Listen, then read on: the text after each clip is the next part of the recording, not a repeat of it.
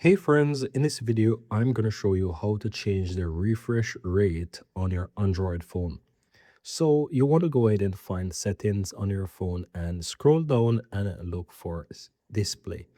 Once you find the display, you click on it and you want to scroll down and look for either where it shows refresh rate or you will find motion smoothness. So depending on the phone that you have, for example, this is a Samsung Galaxy, it will be settings, display, then motion smoothness, right? And for example, in other phones such as the Xiaomi or OnePlus or some Motorola Android phone, you would be able to go to like settings, display refresh rate. So you want to look for these things, refresh rate or motion smoothness.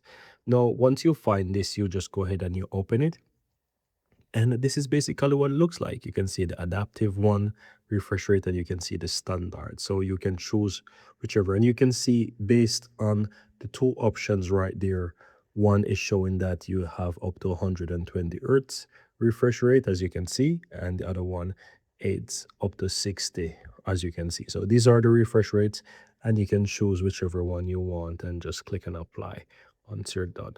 And that's pretty much it, guys. So this is how you change your refresh rate on your Android phone. Very easy and very simple.